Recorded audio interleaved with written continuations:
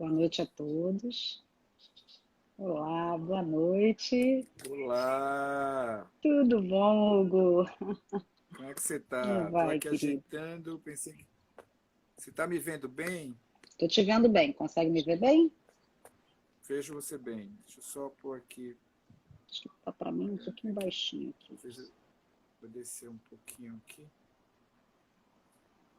Ficar um Ah, pouquinho assim, vou descer.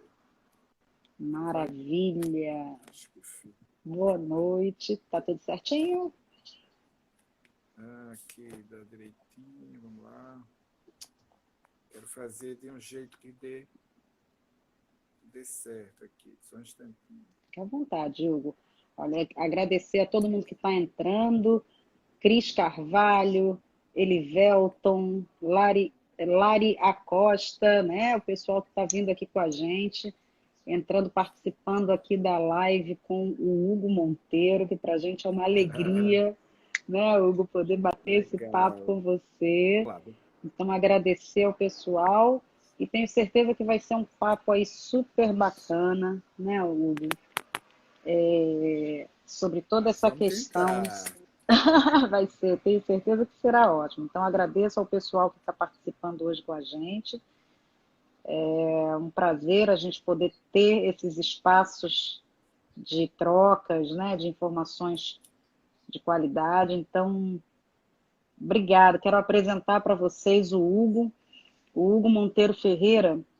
Ele é professor e coordenador do Núcleo do Cuidado Humano da Universidade Federal Rural de Pernambuco. É doutor em educação, tem pós-doutorado em culturas infanto-juvenis, é especialista em neuropsicologia e pesquisador na área de educação socioemocional. Tem várias pesquisas também nas áreas de bullying, nas áreas não, né, sobre bullying e cyberbullying. Então, é um grande pesquisador dentro dessa área, é autor do livro Geração do Quarto, Quando Crianças e Adolescentes Nos Ensinam a Amar, que eu estou, assim, doida para poder ler o seu livro, né? Que eu sei que é maravilhoso, Madiele. Oi, Madiele, tudo bom? Boa noite, que alegria ter você aqui com a gente. Josaura, que coisa boa, Josaura. Psicóloga Thaís, Lúcia Veloso, que bacana, muito bacana. Obrigada a vocês por estarem aqui com a gente. E, Hugo, você é um grande especialista dentro dessa área, né, de educação, voltado também para essa questão toda das crianças, que a gente sabe Eu só, que está eu botando aqui conseguindo. do. Tá tranquilo, é que eu quero ficar mais claro. Agora, ficou melhor. Ah, Pronto. beleza. Eu também coloquei aqui uma luzinha para dar uma disfarçada, estava bem Melhorou? escuro, aí melhorou, tá ótimo, tá? Vai. Olha, a psicóloga Thaís está dizendo, Hugo é maravilhoso. Thaís, a gente sabe, psicóloga? É Thaís, né? Poxa, para a gente é uma alegria, uma satisfação poder conversar com o Hugo, que a gente sabe que o Hugo é uma pessoa super querida, né, Hugo? Super especial. E, Hugo, para começar a nossa conversa sobre toda essa questão, né, que envolve aí a saúde emocional de crianças e adolescentes, com toda essa questão que a gente está vivenciando da pandemia, a gente sabe que é um processo, né? Acho que cada um está vivenciando de uma maneira. Tem pessoas que de repente começaram em um estado de espírito, agora estão em outro. É natural que exista preocupação. A gente sempre fala a questão de se ter o meio termo, né? Nem das pessoas se alienarem e deixarem de ter informação, nem o excesso de informações. Também a gente vem conversando um pouquinho a respeito das transformações, né? Tem pessoas que estão conseguindo ter esse tempo até para redescobrir algumas coisas nas suas relações, mas a gente sabe que também tem outras pessoas que estão com muitas dificuldades nesse período, nessas relações, né? E aí vem a questão das crianças e dos adolescentes, que estão confinados com as famílias também, né? Todo mundo junto, às vezes, tendo uma convivência que até então não existia, né? Dentro da sua percepção, você acha que as crianças, de maneira geral, elas estão seguras em casa? Não, não estão. os índices de violência contra a criança, sobretudo revelados pelo, de modo geral, pelos órgãos oficiais, não é? A gente pode acessar o Disque 100, os resultados agora, dia 18 de maio, que foram liberados pelo Disque 100, apontam novamente a incidência de violência contra crianças e adolescentes, onde ela mais ocorre dentro de casa. E quem são, geralmente, os violentadores? Porque geralmente são homens. É possível que uma mulher seja violentadora, mas, de modo geral, um homem que violenta. Eles ocupam a função de padrasto ou de pai. Geralmente companheiros de mulheres que casaram pela segunda vez e levaram filhos. Geralmente são eles os mais comuns. Ou então tios, primos mais velhos, vizinhos. São essas figuras as mais comuns. Há casos em que tem mulheres que são violentadoras, mas não é o comum. O comum são os homens. Então, as crianças e os adolescentes, mas sobretudo as crianças pequenas que não se protegem sozinhas, elas estão bem arriscadas dentro de casa. E isso sempre foi assim. Sempre foi assim, Patrícia. A pandemia só traz essa situação, é como se essa situação viesse à tona de forma mais evidente. E evidentemente que como a gente não tem escola, né, as crianças não estão indo para a escola, então a escola que funciona como uma instituição que pode ser um canal de denúncia, a criança fica muito mais vulnerável sem esse canal. Então, infelizmente, não. As crianças não estão seguras dentro das casas. Isso é o Não que estão. você tem percebido e, infelizmente, você tem muitos relatos em relação a isso, né?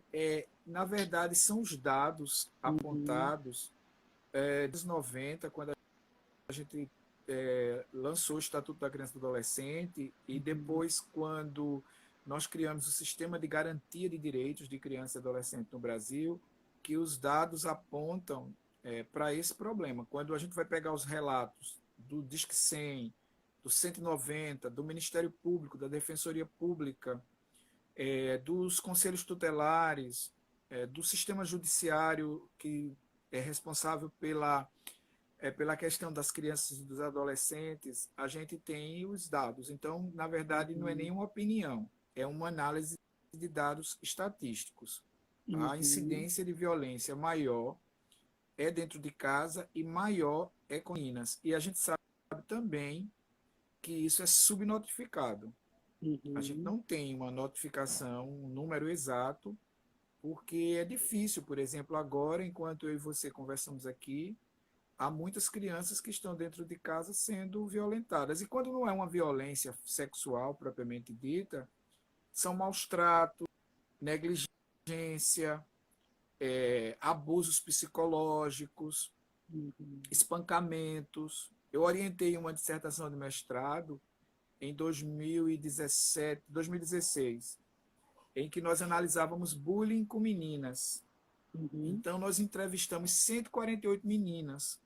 Todas essas 148 meninas tinham alguma experiência de violência doméstica.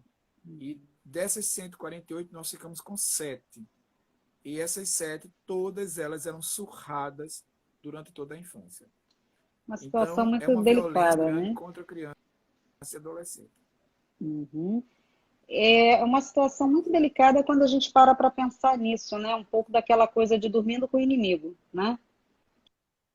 Um pouco também da É o que ideia está dentro de de que o casa. adulto é proprietário das crianças. Como é que é isso? É porque, assim, você agora colocou essa questão que é importante, né? Essa visão de que o adulto é dono das crianças e que, teoricamente, seria aquele que iria proteger. E, de repente, a gente sabe que Do essa ponto de não é vista a teórico, realidade, né?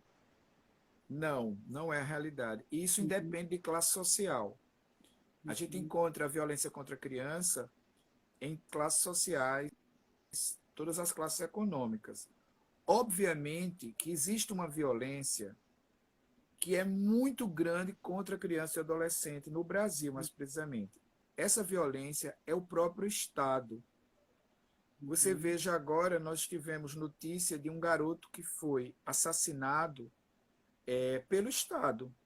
Ele com 14 anos, foi assassinado. E esse registro que nós temos dele, se você entrar nas comunidades periféricas brasileiras, você vai ouvir das pessoas o medo que elas têm do Estado, representado muitas vezes pela polícia. Elas têm medo, elas não têm confiabilidade no Estado. Então, e quem é punido, quem é punida? Geralmente são, quando você está tratando de crianças economicamente vulneráveis, são crianças negras ou crianças pardas, que são vítimas dessa violência que o Estado não consegue, embora nós tenhamos o sistema de garantia de direitos, o Estado não consegue minimizar. Obviamente que hoje a gente tem mais lucidez sobre isso, não é? Pudera, e a gente consegue denunciar, pelo menos, e consegue tentar proteger as crianças, mas as crianças e os adolescentes no Brasil, eu não vou falar do mundo, mas o mundo todo tem problemas nesse sentido. São muitas vezes vistas como pessoas que pertencem aos adultos. E os adultos podem fazer delas o que quiserem. Então, quantas meninas não são violentadas dentro das suas próprias casas?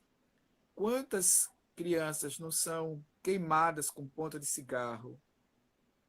Quantas crianças não são é,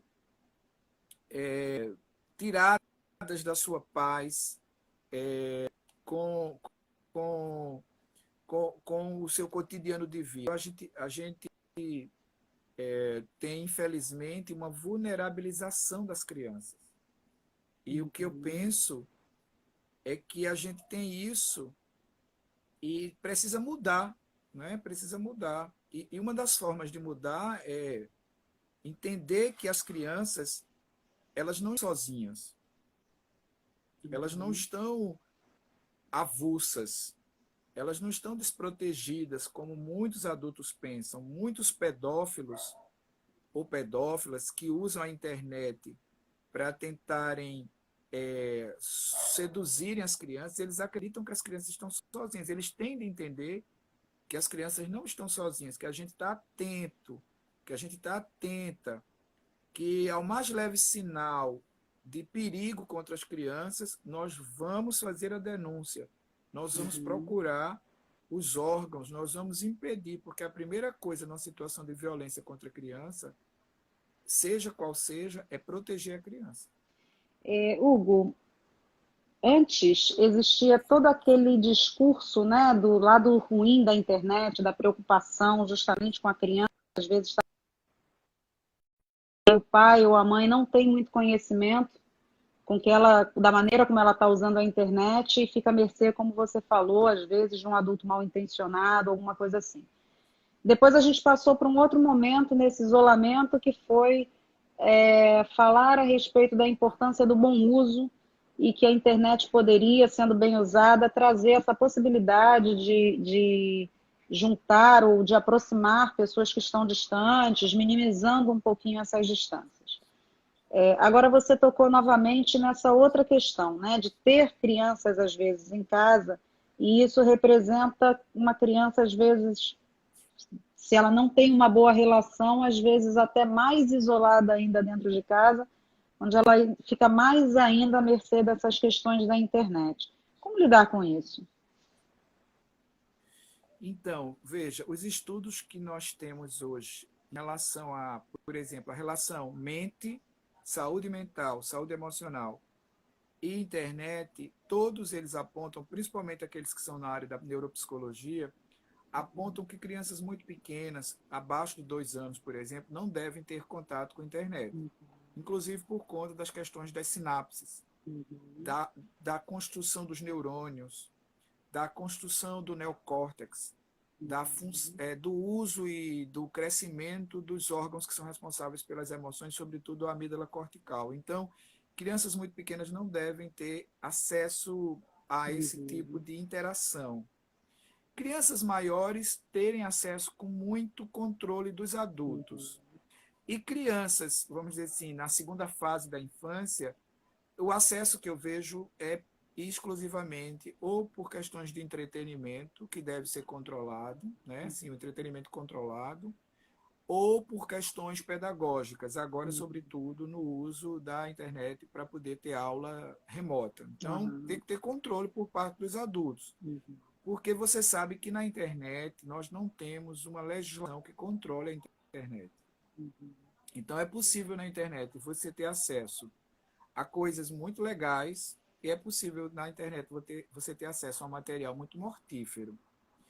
Eu participei de uma CPI no Senado Federal em 2017 e lá nós conversamos muito com o Google, com o Instagram, com o Facebook, com o WhatsApp, com as redes digitais e nós percebemos que essas redes elas começaram a atuar. Tanto é que você vai encontrar Hoje no existe uma Teams, preocupação maior, né? porque ficou muito explícito, por exemplo, que uma criança que quisesse aprender a se suicidar, ela poderia chegar no YouTube e lá você tinha um material farto que ensinava você a se suicidar, que ensinava você a se autolesionar, que ensinava você, por exemplo, a começar um tipo de uso de droga química. Então, esse material, a legislação teve que interferir, o Estado teve que interferir e pedir a essas empresas que tomassem providências e fossem corresponsáveis, né? Você veja agora, no Rio de Janeiro, uma garota de 16 anos foi vítima de racismo, cyberbullying.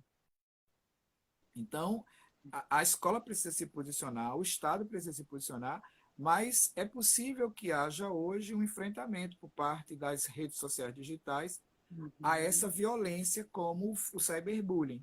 Porque todas as violências, essas que nós falamos agora há pouco, as violências infradomésticas, e as violências escolares, né, sobretudo agora o cyberbullying, eu estou falando do caso aí da garota do Rio, que você está sabendo, né, da menina que foi vítima de racismo.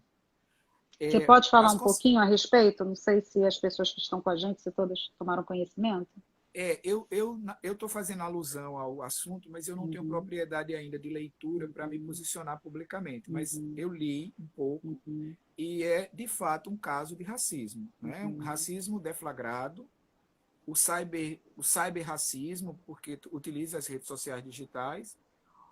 Eu vou me apropriar para saber se se trata de um caso de bullying racista. Sim, mas foi o que especificamente?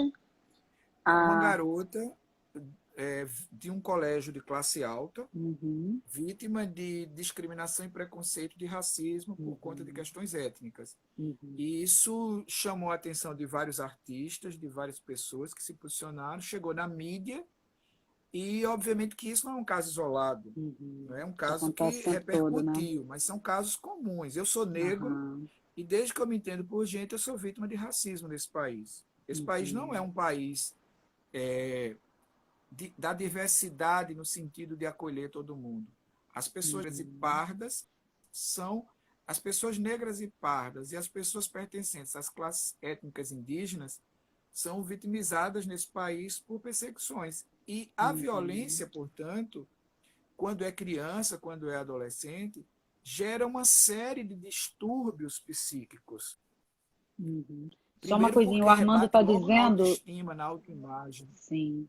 O Armando Brito, tudo bom, Armando? Obrigada, querido. Ele está dizendo que houve uma questão no grupo de WhatsApp, né? Que foram alunos de WhatsApp, a menina negra, e houve essa situação. Até eles citam aqui qual foi o colégio, né, em que aconteceu, e que isso tomou uma proporção muito grande, né? E você sabe que eu que estudo bullying, cyberbullying há muito tempo, eu posso afirmar que isso com essa garota no Rio não é um caso isolado. Por exemplo, há uma relação muito profícua, usando essa palavra, entre racismo, bullying racista e autolesão sem intenção suicida. Todas as garotas que foram entrevistadas nessa pesquisa que eu falei agora há pouco, elas se autolesionavam. E todas eram pardas ou eram negras. E elas tinham histórico de racismo. E o racismo é algo que mexe muito com a autoimagem. É uma chaga social. No Brasil ele é estrutural, ele não é de época. Ele vem desde todo sempre, o racismo. E a gente precisa enfrentá-lo, porque as consequências psicológicas e psiquiátricas para uma criança que é vítima de racismo são muito fortes. E a gente não pode colocar isso para baixo do tapete. A mesma coisa, crianças e adolescentes que pertencem, de algum modo, às categorias LGBTQI+.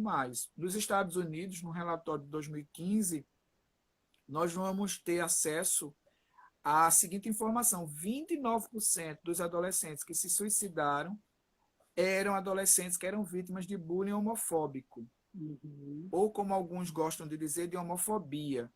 Ou seja, eles eram vítimas porque eles se pareciam de algum modo com aquilo que a sociedade estabeleceu com, por exemplo, o estigma de você ser homossexual. Então, se era um menino com trejeitos afeminados, esse era vitimizado também. Se era uma menina com trejeitos mais masculinizada, também. Então, assim, é uma intolerância muito grande e gera adoecimento nessas pessoas.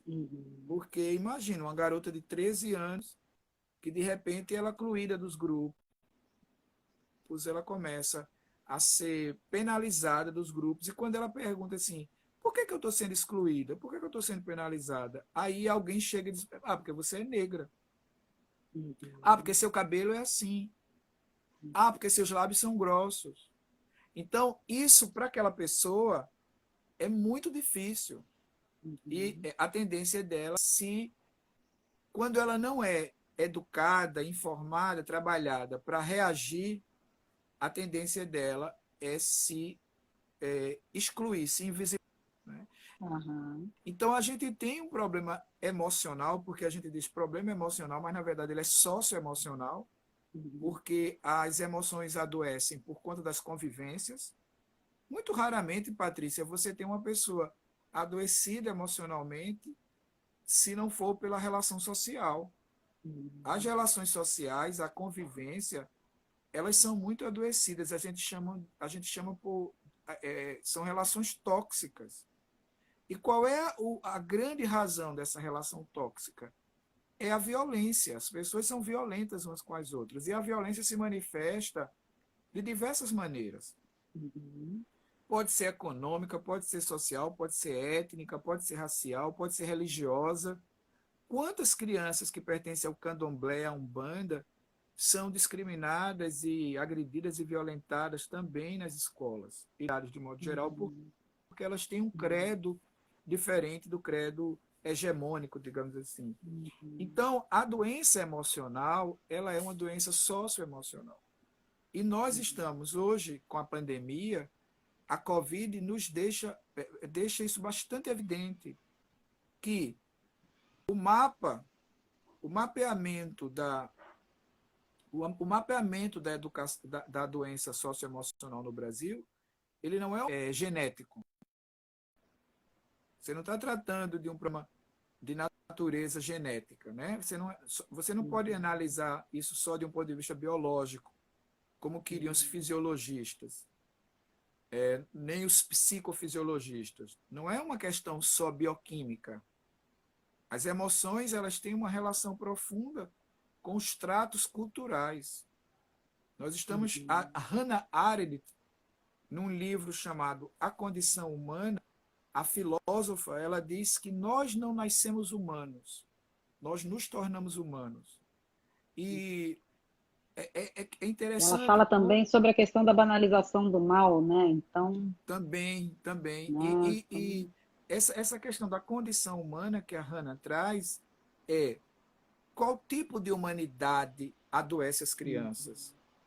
Você sabe que uma vez eu viajando, nessas minhas viagens que eu sempre faço, né, para fazer palestra, enfim, eu sempre que eu vou, eu tento pegar um livro, assim, um livro bem fácil de ler, para ir lendo durante o avião, que eu me pelo de medo. Eu parei mais de avião depois que eu fui fazer curso de Reiki. Aí o Reiki me ajudou. Aí suavizou. Me ajudou bastante. Mas até então eu tinha... gente, nem quero falar nisso agora. E aí eu sempre comprava um livro, mas eu comprava um livro assim, de fácil leitura. Né? Aquele com a linguagem mais acessível, que eu pudesse ler durante o voo. Fosse Então, mais para relaxar mesmo e passar o tempo, né? Exato. Aí eu entrei numa livraria e vi a autobiografia do Rick Martin. Uhum. do cantor porto-riquenho. Aham. Aham. E aí fui lendo, fiquei encantado com o Rick Martin, me tornei um fã, não da música, mas dele, assim. Embora Aham. eu seja eclético para música, mas não sou realmente um assíduo. Uhum.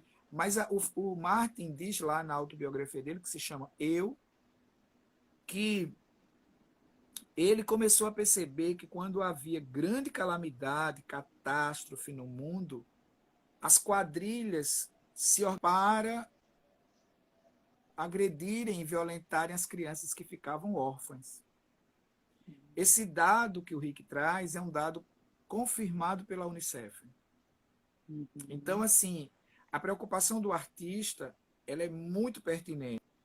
Então, imagine agora na pandemia como não tem crianças vulnerabilizadas. E imagine também como elas não estão com medo e como o medo É. E traz aí, o adoecimento. e eu fico pensando, olha, só uma coisinha, a psicóloga Thaís Emanuele, ela falou isso mesmo, né? Uma grande intolerância exacerbada, que tem percebido, ela até fala também a respeito de que no Piauí o bullying homofóbico tem crescido. Agora, sobre isso que você está falando, crianças estão em casa e muitas vezes com os agressores e sem o papel da escola, né? Sem o contato, às vezes, com aquele professor que poderia ajudar de alguma maneira, ou o fato de passar um tempo fora de casa. E aí, de repente, essa criança está privada disso tudo porque ela está em casa e em casa com esse agressor, né? E Sim. aí, como é que fica isso? Então, aí é que a gente tem que ter uma rede de proteção muito ativa. Uhum. É uma rede de proteção ativa. Veja, quando a Organização Mundial de Saúde alertou o mundo que a Covid ela estava se tornando pandêmica, ou seja, tinha saído lá de Wuhan, tinha saído da Ásia, já tinha invadido a Europa, América do Norte, América do Sul, África. Quando isso foi dito, imediatamente a Organização Mundial de Saúde alertou por meio da Unicef Uhum. e, e por meio da sua própria diretoria responsável pela saúde mental de crianças e adolescentes, que os programas de enfrentamento à Covid precisavam ter estratégias de ação de proteção às crianças e os Uhum. adolescentes, às mulheres e os idosos, porque a violência infradoméstica ela tendia a crescer. E foi dito e feito. Com a ausência da escola, a escola que é uma instituição que foi reorganizada no século XVIII exatamente para ajudar as crianças, porque quando você vai ler a história da escola, você vai perceber que no século XVIII, no Ocidente, a escola foi toda reestruturada para atender a alfabetização, porque a grande maioria das crianças, a grande maioria dos adultos não sabiam ler. Então, quando a escola foi reorganizada, ela deu uma grande ajuda na formação das crianças. Agora, como as crianças estão sem poder frequentar a escola, os abusadores, as abusadoras se sentem mais livres, se sentem mais confortáveis de exercerem as suas perversidades. E aí a rede de proteção precisa atuar. Né? Nós precisamos denunciar. Se eu tenho uma casa perto da minha, que eu sei que tem um histórico de violência contra a criança ali, eu preciso ficar atento, discar o Disque 100, a denúncia pode ser anônima, o 190, procurar as DPCAs, todo Uhum. estado, todo município tem um conselho tutelar, ligar para o conselho tutelar e não descansar enquanto a criança não estiver protegida, porque quando uma pessoa que é violentadora, ela percebe que ela pode ser pega, é um caminho impeditivo. É um caminho. Então, tem que ter uma rede de proteção. Essa rede de proteção, ela é a escola, mas ela também é uma avó, é uma tia, é algum adulto em que Uhum. você confie.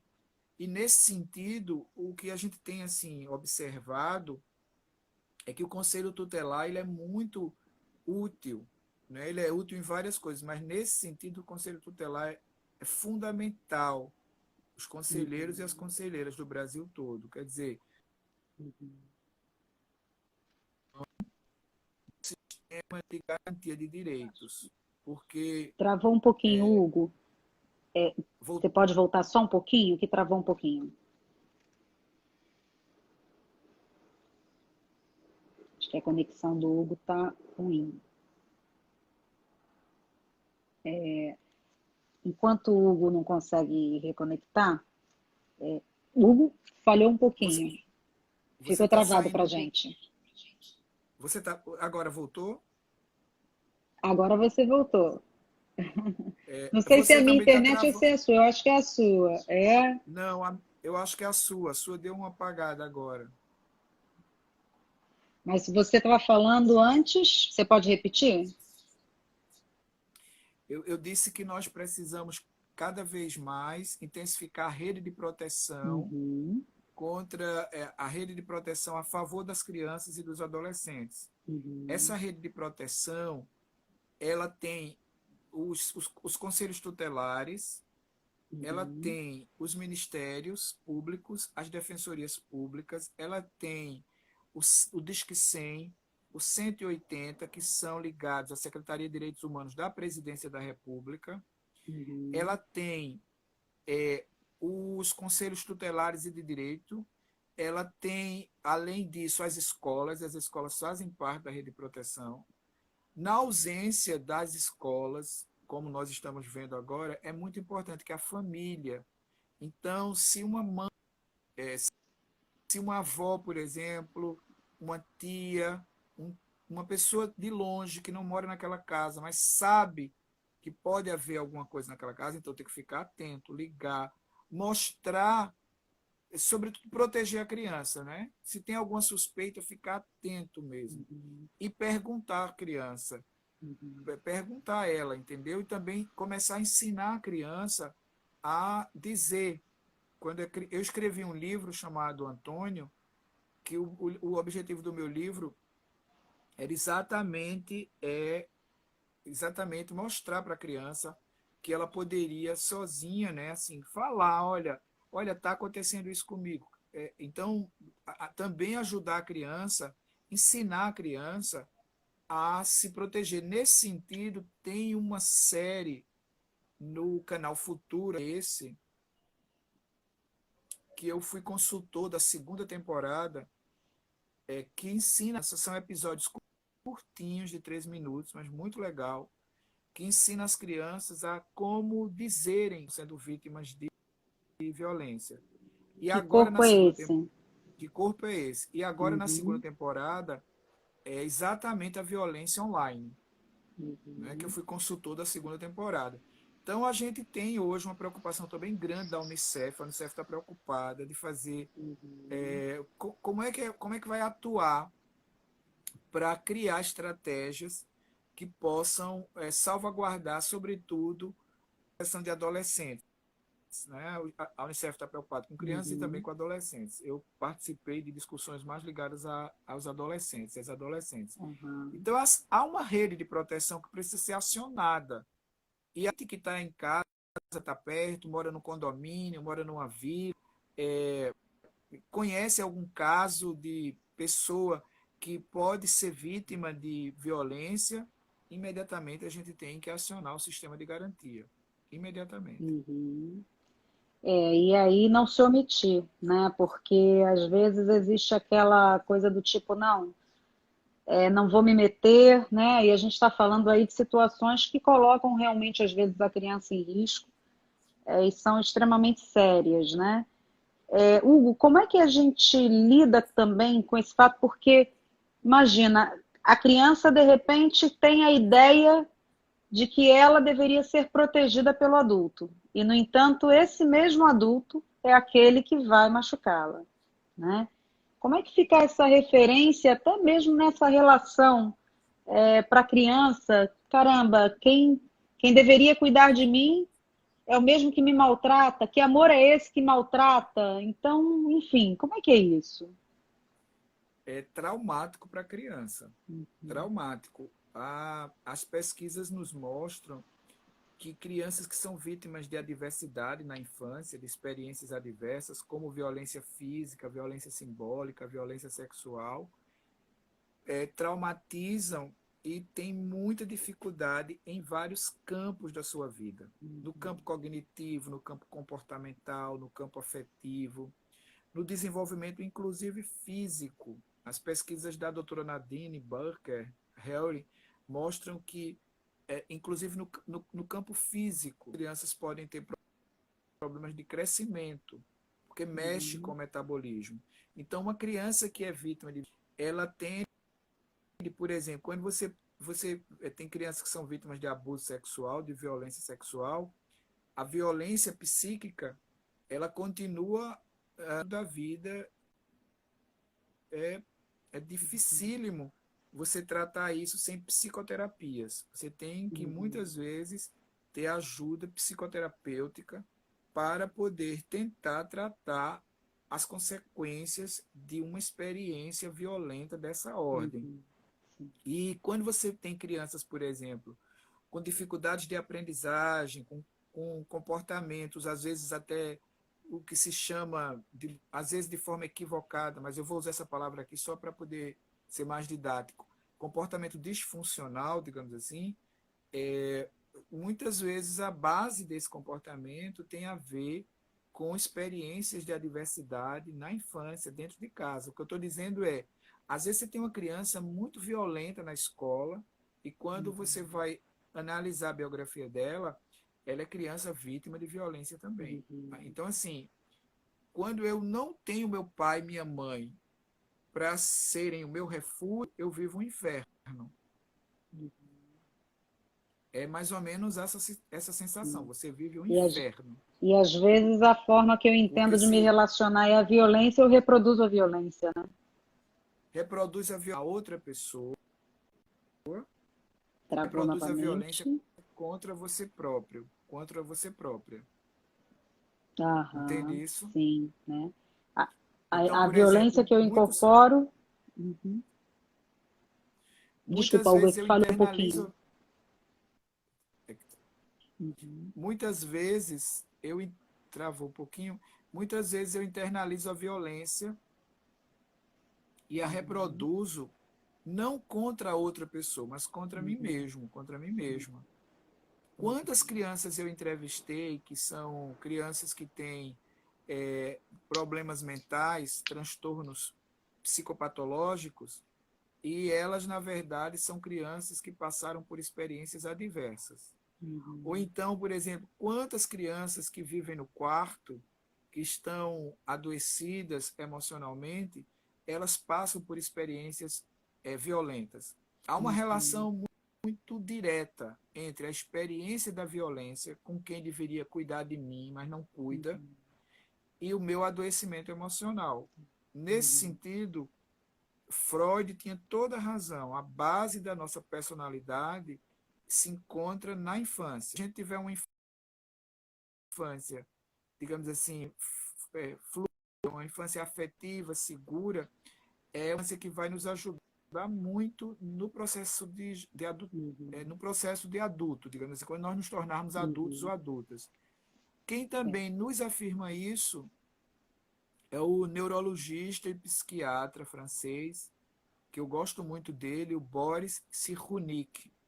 O Cyrulnik também afirma que quando você é um adulto e uma adulta que não tem boas lembranças da infância, é muito mais difícil você atravessar situações como essa que nós passamos agora. Então, pessoas que foram maltratadas na infância, durante a infância, é muito difícil desenvolverem temperamentos de resiliência, digamos assim. Temperamento não, a palavra não seria essa. Desenvolverem comportamentos resilientes ou desenvolverem pensamentos, mentes resilientes. Entendeu? Mentes resilientes. Eu não falei temperamento porque a ideia de temperamento é mais genética. Mas assim, a ideia de personalidade resiliente. Porque ela não tem refúgio. É importante que uma criança tenha uma vida afetiva dentro de casa. A casa, Patrícia, tem que ser o local onde eu diga assim, se tudo der errado lá fora, eu tenho a minha casa. Mas se a casa é o local onde tudo dá errado, claro. então a tendência é que Aham, eu viva uma experiência muito dolorida, sim, né? E isso é que a gente tem que ter uma preocupação, claro. transformar as convivências domésticas em espaços agradáveis, Sim. espaços em que eu possa me sentir bem, que eu possa me sentir Uhum, tranquilo. claro. Hugo, o Armando, ele está perguntando, né, se existem características, sintomas, comportamentos específicos que possam sinalizar que uma criança está sofrendo abuso ou violência? Existem, por exemplo, crianças que são muito violentas.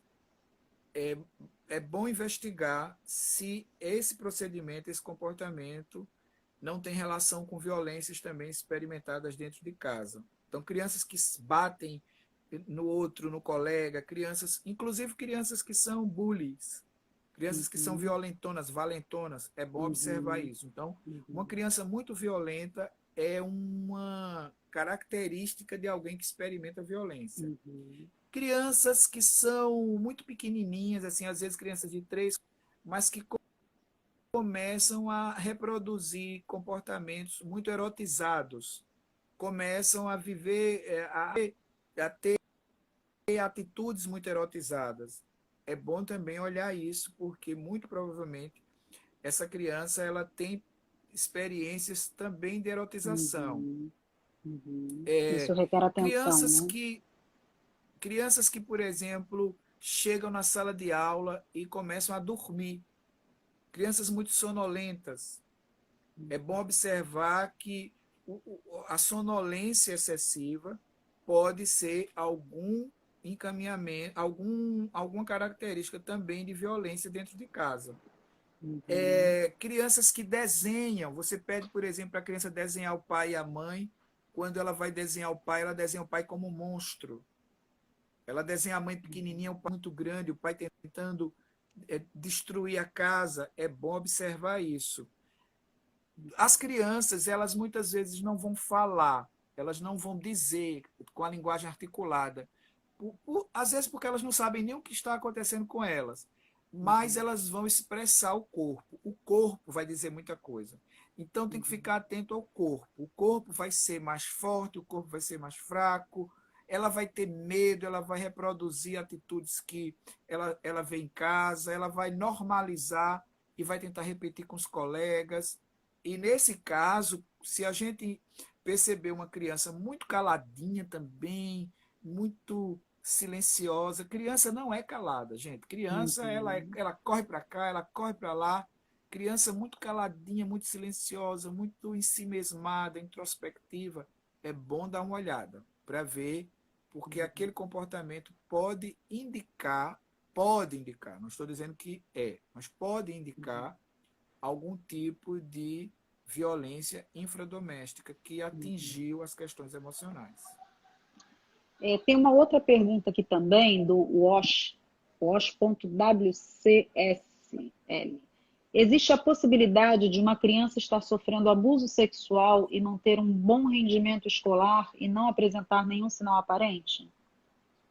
Sim, sim, muito provável que a forma como ela dê sinal, porque ela vai dar sinal, seja reduzir o desempenho cognitivo, o desempenho escolar, muito provável. Crianças que têm dificuldade na aprendizagem cognitiva, no chamado desempenho escolar, pode ficar certo e certa de que há algum tipo de dificuldade na vida dela. Porque, de Uhum, modo geral, a criança ela vai viver a experiência cognitiva na escola de modo fluido. Se ela não vive, é porque tem algo ali que trava. E quando é uma violência sexual, pode travar muito, pode ter uhum, danos muito graves. Então, é muito uhum, provável que o rendimento escolar caia. Porque imagina, ela tem medo uhum, de voltar para casa. Ela tem medo do horário, ela sabe, ela não gosta. E quando ela vai, e ela se sente culpada, porque também a violência sexual é tão vil e tão covarde que ela culpabiliza a vítima. Né? E uhum, aí eu queria chamar a atenção que os índices de denúncias são maiores com meninas. Então, no Brasil, você tem um percentual altíssimo de vítimas de violência e a sociedade, pasmem, responsabiliza a menina. Uhum. O que é lamentável, Uma né? situação muito lamentável, O né? que é enojante, asqueroso, Uhum. você responsabilizar uma criança. Mas essa Aham. sociedade que a gente tem, que às vezes me assusta, ela Uhum. consegue culpabilizar a vítima. E quando a vítima é uma criança, é que você fica realmente assim, gente, o que é isso? A criança, Uhum. então, e as mulheres são culpabilizadas demais. E quando é menina, então eles culpabilizam a menina. A gente tem que ter isso de forma bem lúcida, porque, Patrícia, a violência contra a criança, contra o adolescente, é um problema do Estado. Que seja um problema só da minha casa, da tua casa, da casa de A, da casa de B. É um problema do Estado. É um problema de saúde pública. Então tem que ter política pública para enfrentar isso. Não Uhum. pode ser uma coisa feita a, de forma leviana, nem de forma superficial. Tem que ter política Uhum. pública para enfrentar. Uhum. Agora, cabe à sociedade civil fazer as denúncias, mas cabe ao Estado cumprir o seu papel constitucional. Há Uhum. um papel constitucional. A Constituição Federal de 1980 garante a proteção de crianças e adolescentes, Uhum. né, baseado na Declaração Universal dos Direitos da Criança. E depois o Estatuto da Criança, depois o Sistema de Garantia de Direitos. Uhum. Então, não é só uma questão da sociedade civil. A sociedade civil tem que proteger as crianças, mas o Estado tem que dar estrutura. É um problema de saúde pública. Você não pode brincar com a vida dos humanos, nem das humanas. E a gente não pode deixar, porque as consequências são gravíssimas para todos nós. Uhum. A Fátima, ela estava falando, né, sobre aquela questão da culpabilização da vítima na Sim, sociedade, né? E também tem uma outra pergunta que tem a ver até com o que a gente estava falando, né?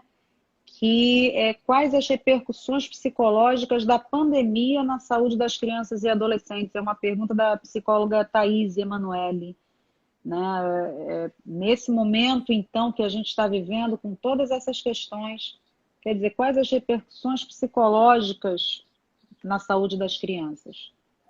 então eu vou falar aqui de forma especulativa, porque eu não tenho dados. A gente ainda não tem dados, né? Ninguém tem ainda. Mas, assim, o meu grupo de pesquisa começa nessa semana a fazer um levantamento, uma campanha chamada Como Você Está?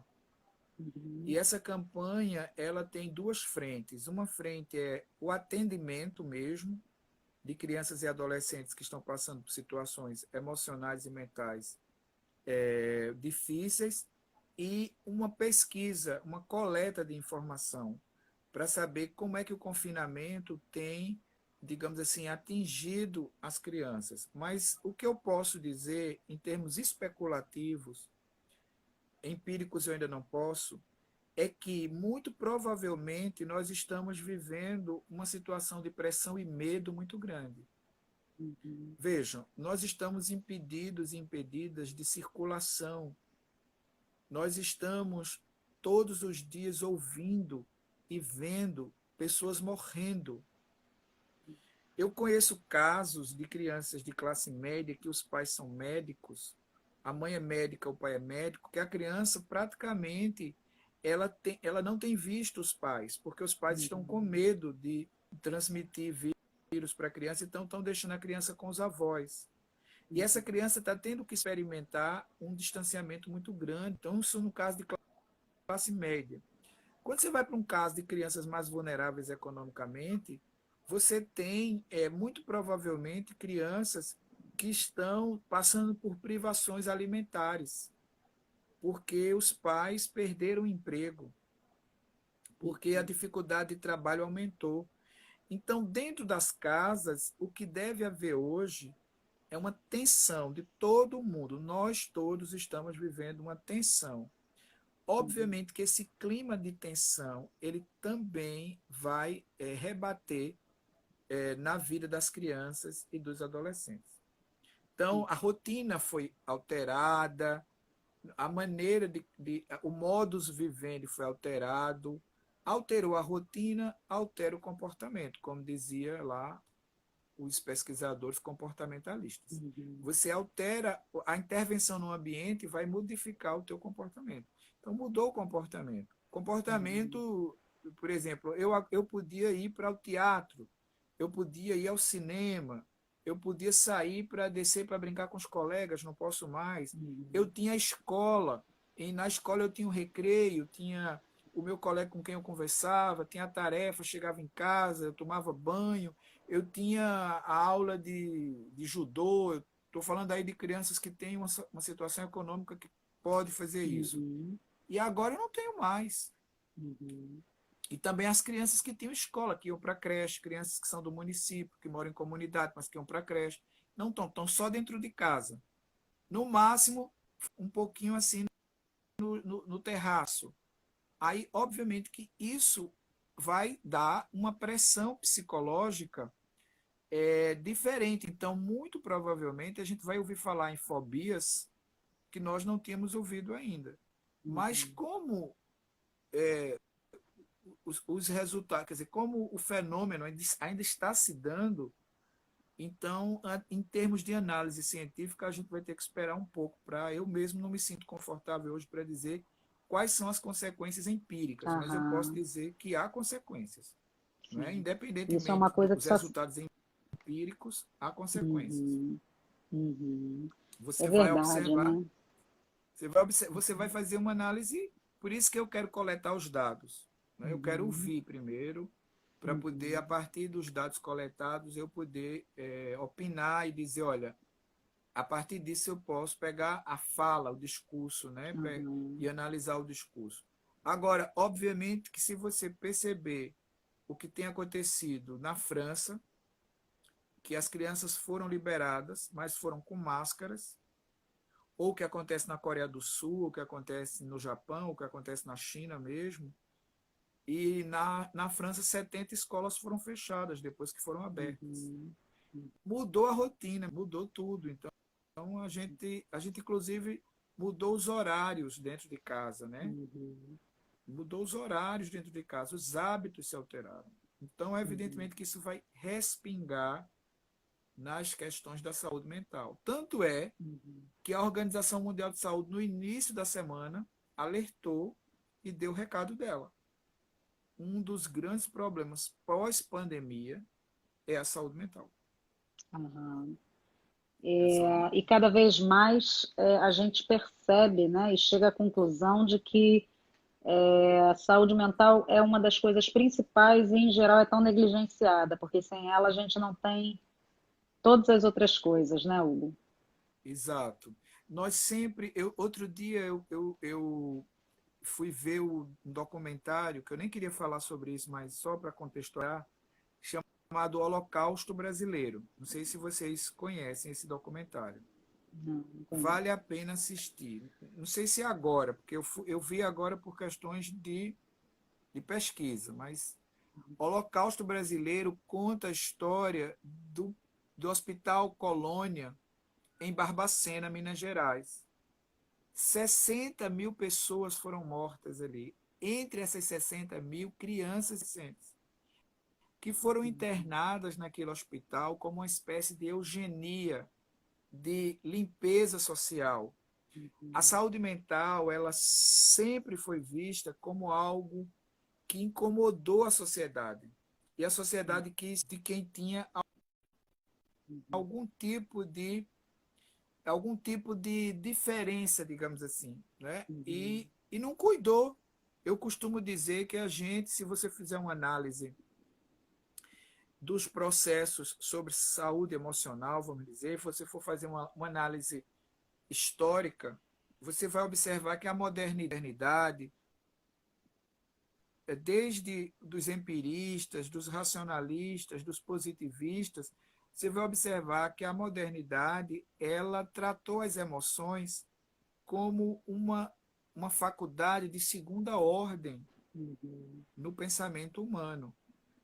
Todos os pesquisadores, com exceção de Freud, no século XIX, eles trataram a mente como algo passível de uma tratativa biológica, fisiológica, tentando colocar a mente num campo muito, muito, muito fisiológico. Freud faz diferente. Freud, ele dá uma... Tanto é que, no outro documentário chamado A Invenção da Psicanálise, tem uma frase de Freud que a Elizabeth Roudinesco, analista, e que é uma historiadora também, talvez uma das maiores especialistas em psicanálise do mundo, a Roudinesco, ela dá ênfase a uma frase de Freud que diz o seguinte: eu paguei muito caro por ter criado uma ciência nova, mas afora ele, né, eu acredito que no século XIX nós tenhamos tido poucos momentos de que a mente foi olhada de um jeito diferente.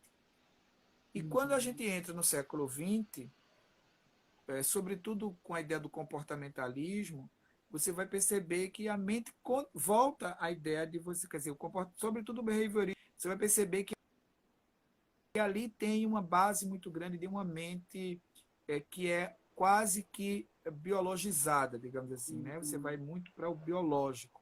Então, nós não cuidamos da saúde mental com o devido cuidado. É verdade. E ela foi tratada como algo que poderia ser deixado de lado. Hugo, eu me perdi aqui ouvindo você e acredite, temos 2 minutinhos só. E aí, uma pena, passou muito rápido, mas a Fátima, a Sória, beijo, Fátima, ela fala, né, a escutativa e o diálogo na família são fundamentais, é verdade, né? Sem diálogo não tem como. E a psicóloga, a Thaís, né, ela está dizendo também que acredita que seus dados serão riquíssimos, né, justamente para que futuramente se possa pensar em todas essas coisas e até desenvolver políticas públicas. Eu conversei hoje com Hugo Monteiro Ferreira, que é professor e coordenador do Núcleo do Cuidado Humano da Universidade Federal Rural de Pernambuco, doutor em educação. Ele tem pós-doutorado em culturas infanto-juvenis, é especialista em neuropsicologia, pesquisador na área de educação socioemocional, desenvolve pesquisas várias nas áreas sobre bullying, cyberbullying, autor do livro que eu estou doida para ler, chamado A Geração do Quarto, quando crianças e adolescentes nos ensinam a amar. Sempre um prazer tremendo falar com você. Tem 1 minutinho para você dar as suas considerações finais, porque vai acabar. Uma pena, Hugo. Então, quero deixar um beijo, Desde já abraço deixo um para beijo. você, Patrícia, parabenizar por esse seu Eu trabalho, que agradeço, querido. trabalho muito Obrigada a você. importante, e dizer que eu estou disponível para colaborar, para refletir. Eu espero mesmo que a gente tenha, que a gente atravesse essa situação e que consiga sair dela de forma mais lúcida. É o que eu espero. Desejo que todo mundo fique em casa, se cuide, se proteja e que a gente possa, daqui a pouquinho, estar todo mundo junto, se abraçando e fazendo as coisas que a gente gosta de fazer, né? Mas considerando que vamos fazer de outro modo. Tá bom? Um beijo grande para Verdade. Um todo beijo. mundo. Agradecer a todo mundo que esteve aqui com a gente hoje. Lembrando, porque bem rapidinho, amanhã a gente vai fazer outra às 19 horas com Carlos Aragão, nosso querido amigo Ah, também. Vai ser Carlos, bem um beijo bacana e espero grande. você aqui com a gente. Fátima, Armando, Arnaldo, Cristiane, todo mundo que esteve aqui com a gente, olha, muito obrigada por vocês estarem aqui, darem essa oportunidade a gente de trazer assuntos, de conversar, de refletir um pouquinho sobre coisas importantes. Beijão para todo mundo que vai acabar agora. Tchau, Hugo, tchau, pessoal. Tchau, Boa tchau. noite.